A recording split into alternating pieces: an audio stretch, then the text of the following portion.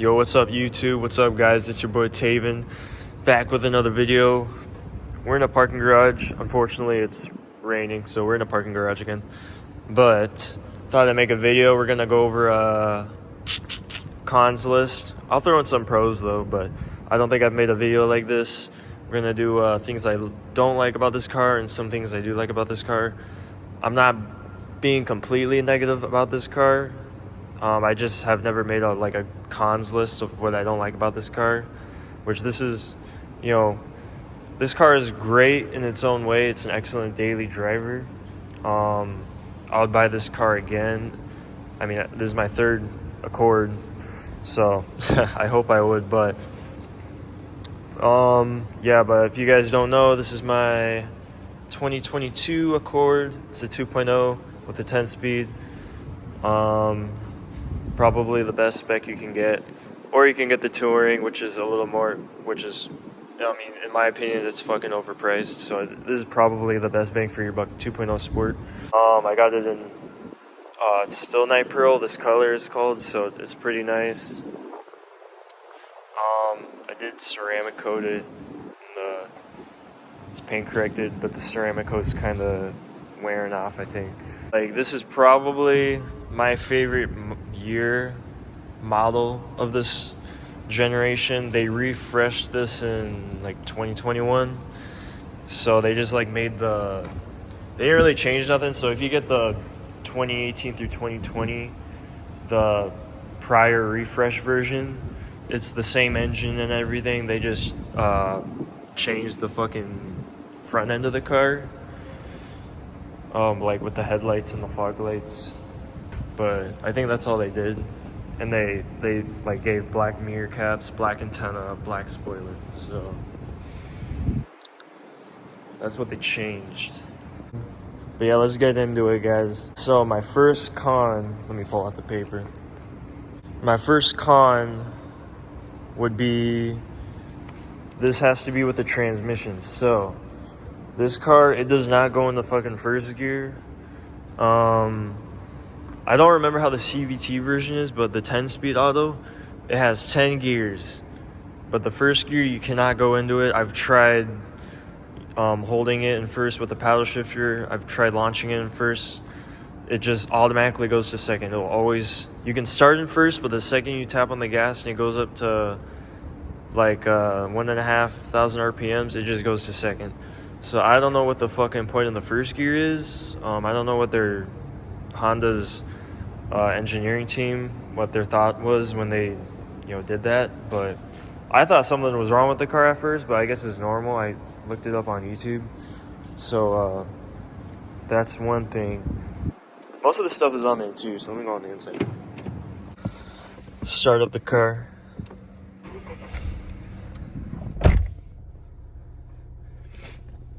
And yes, guys, this thing does, I'm at 50,000 miles. And that kind of leads me to my next gripe with this car is, this kind of is just a me thing, but the fucking, let me turn the light on. Just my bad luck with this car. That's my next con. Now, obviously, going back to the fact that this thing is a 2022 and it has 50,000 miles, the more you drive a car in general, the more risk you're gonna have of fucking it up, hitting things on the road, getting in an accident, compared to like if you just don't drive your car in general. Obviously, that's less risk of getting in an accident. You're at less risk, so of fucking your car up. It's not rocket science. But I remember, I think 2 weeks after getting this thing brand new, I had hail damage. Got that fixed through insurance. The whole roof, the curtain, the rear trunk, a little on the hood. That's it. Was just damaged by hail. It was fucked up. So yeah, that was around I think $8,000. And then another thing that happened in this car was I fucking what was it? I backed into someone. I don't know what the fuck. I didn't look at the fucking backup. This thing has a backup camera, and I didn't even look at my backup camera. I just backed up blindly.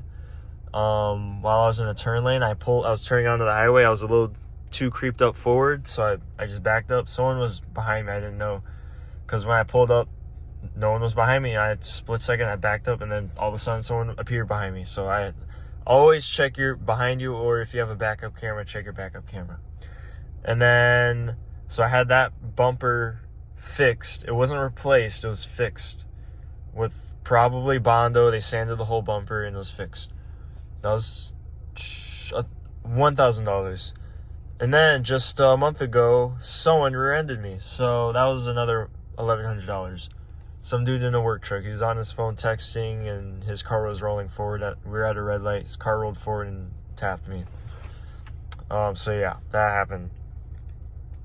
But yeah, that's all that's happened. Only 3 incidents, but for me, that's a lot. Going back to the transmission thing, like, look, it goes in first gear. I gotta air the car up. Hold on.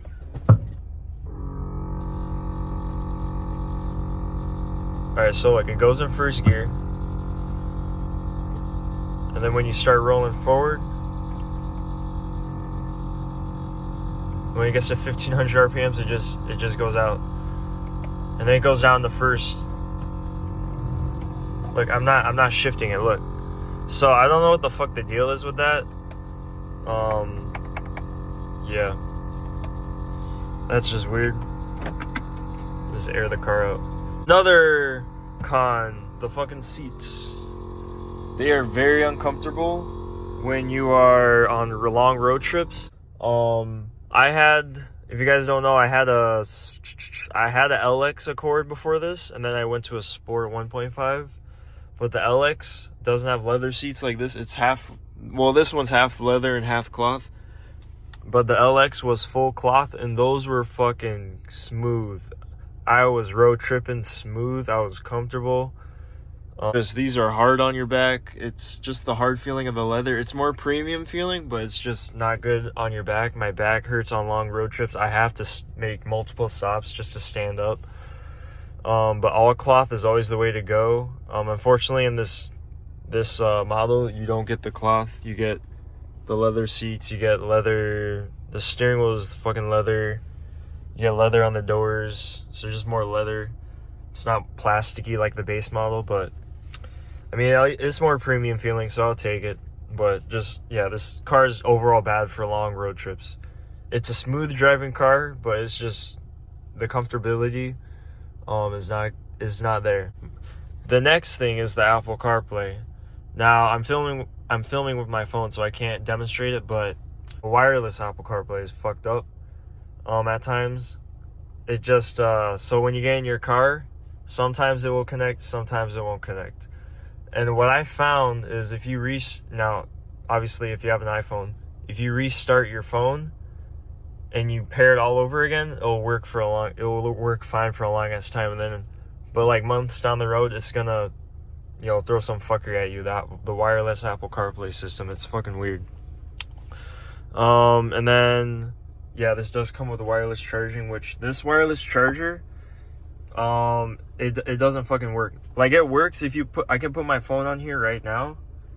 It'll charge for like 5 minutes and then it just stops. So this green light, it turns orange. It'll and then it'll go back to green, and I've tried taking the case off. I've tried disconnecting that, deleting the phone off the car and then putting it back on. I've tried tons of things, and I haven't bothered going to the dealership about it because I don't give a fuck. Like, I'm not going to waste my time about a wireless charger. I'll just plug my phone in and charge it. So, that's what this thing is for. This thing stays plugged in here. That's what charges my phone. So, and personally, I know I paid for the feature, but I don't give a fuck. So, I'm not going to waste my time on that. And then, this is probably I don't know why I wrote this, but this is every other car, probably. But this thing, the heat in this thing, it gets so hot. Like, you can't even put your phone on here. Your phone will get so hot. This thing, the airlift controller, will get so I put it down here. It gets so fucking hot. The heated seats are fine because it has 3 different levels, so that's good. So, because this level burns your fucking ass. So I put it on level 2 most of the time. But the heat, I don't know. It's just, maybe it's every car, but it gets really, really fucking hot in here. Like, I'll have the thing, it's only at, what is that? It's only on 77. The max is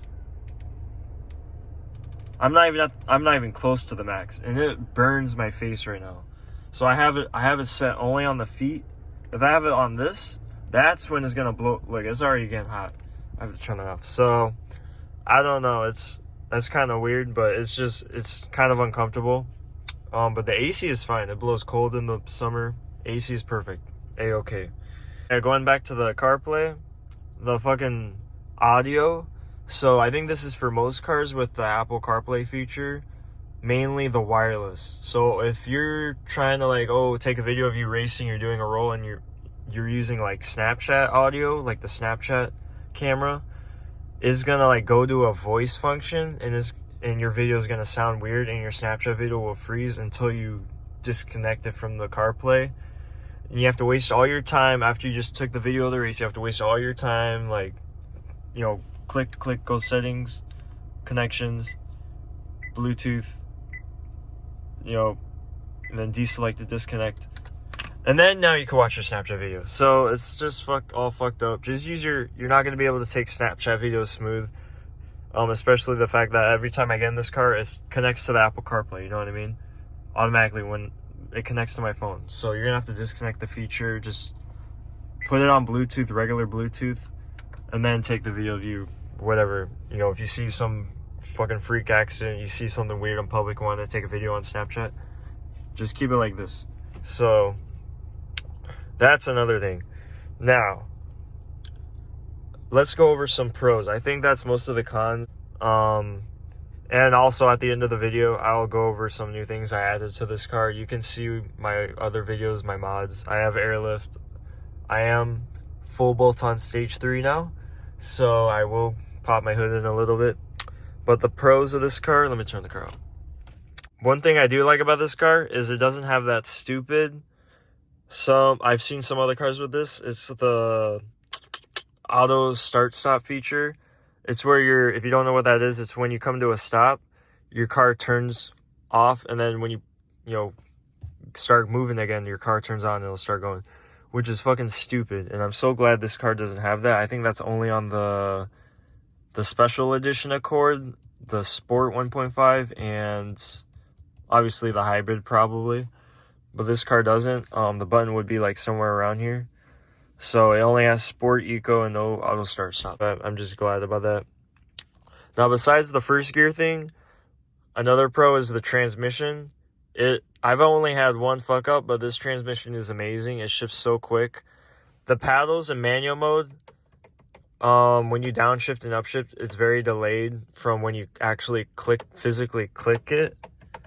And they feel good, by the way. They don't feel cheap or plasticky, but there's a big delay, so I don't know if there's a tune for that. I guess that's a con. And then the engine is absolutely insane. You can make these things fucking fast. Oh my god. You can make them fast. Let me get out the car. Yeah, easily. Out the dealership, I put K-tuner on this thing.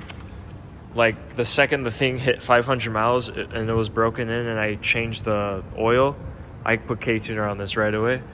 It fucking ripped. And now that I'm full bolt on stage 3, I'm keeping up with, I'm dusting 370Zs, I'm dusting VQs, WRX is easy.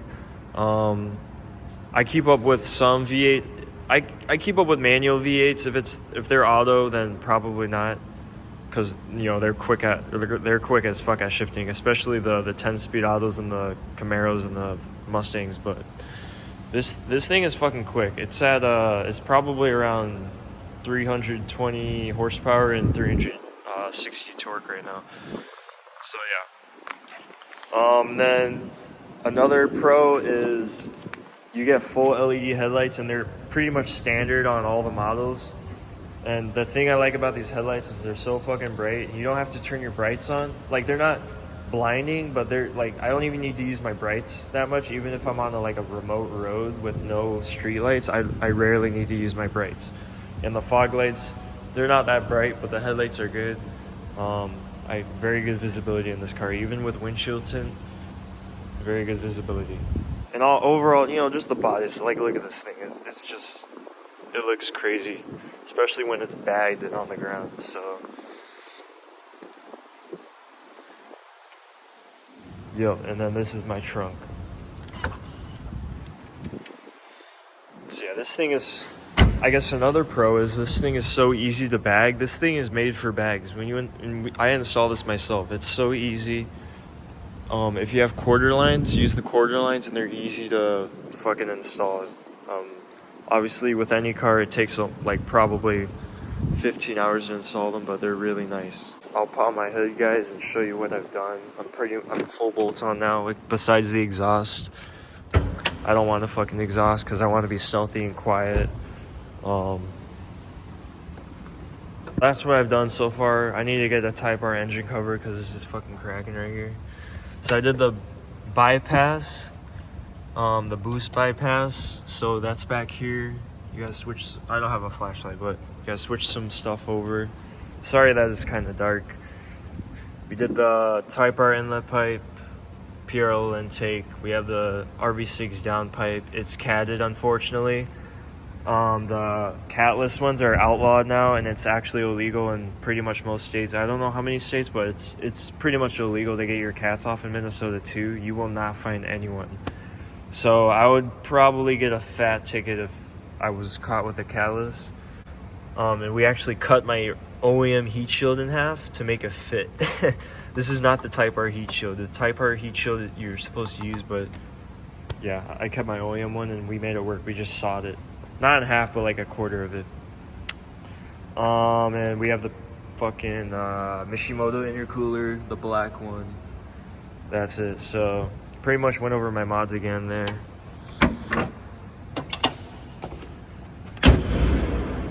But yeah, that's it for the video probably. If you guys enjoyed that, just leave a like, subscribe. Give me ideas for what else you guys want to see. Like if you want me, want to see some polls. If you want to see me, suggest other things, other mods to do to this car, just throw them in the comments below. I really don't, maybe wheels, but I don't know what else I would do to this car.